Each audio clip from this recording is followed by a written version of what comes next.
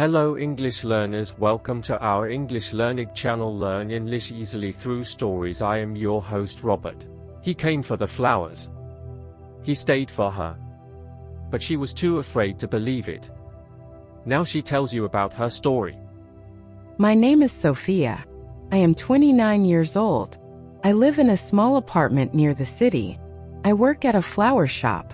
Every day I arrange roses, lilies, and sunflowers. I love my work. It makes me feel peaceful. Then one spring morning a man walked in. His name was Nathan. He was tall with kind eyes and a quiet smile.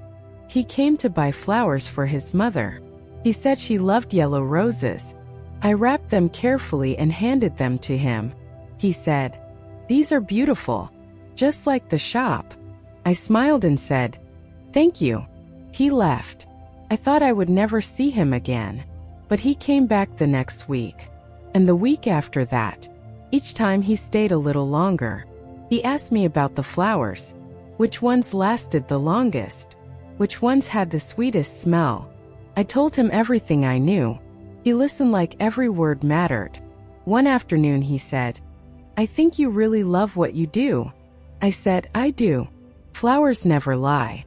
They just bloom and fade honestly." He looked at me for a moment, then nodded slowly. "I wish people were more like flowers," he said. I laughed. He laughed too. That was the first time I felt something shift inside me. He kept coming back. Sometimes he bought flowers. Sometimes he just talked. We spoke about books, about rain, about what we dreamed of when we were children.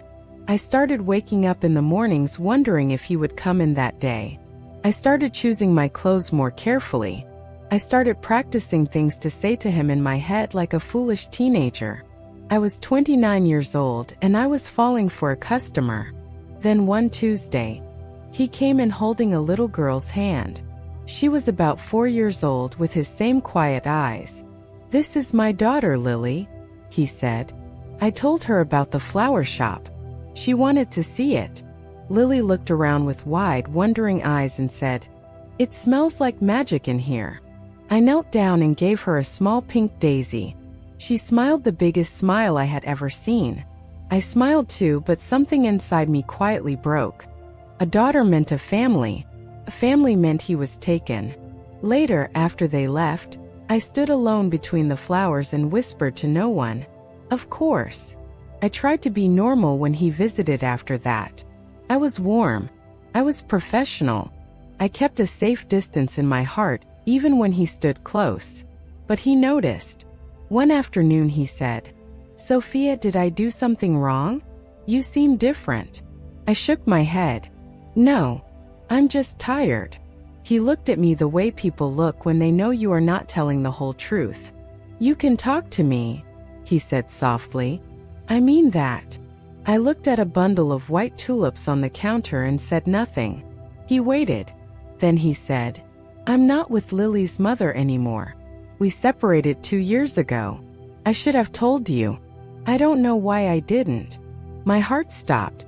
Then it started again, faster than before. I looked up at him. He was looking back at me, steady and honest. "I come here every week," he said. "And it's not always for the flowers." I didn't know what to say. My hands found something to do. Straightening stems that didn't need straightening. "Nathan," I said quietly, "I don't know how to do this." "Do what?" he asked. "Hope," I said. I stopped being good at it. He was quiet for a moment. Then he said, "Me too. But maybe we could both try again." Slowly. I looked at him. He was not perfect. He had a past. He had a daughter. He had sadness behind his kind eyes. But he was real. And he was honest. And for the first time in a long time, I felt something that was not heavy. I felt light. We did not rush. We took walks. We had coffee. He brought Lily to the shop sometimes and she always asked for a pink daisy, the same as the first time. I learned that Nathan was gentle and patient. That he burned his toast every morning. That he read old books and kept them in stacks beside his bed.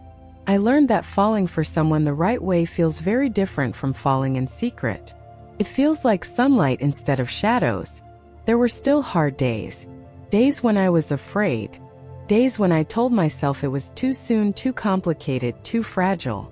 But then I remembered something I once told him. Flowers never lie. They just bloom and fade honestly. I decided to do the same. To bloom honestly. To stop hiding. To let myself feel without shame. It was not easy, but slowly it became beautiful. Dear friends, love does not always arrive the way we expect.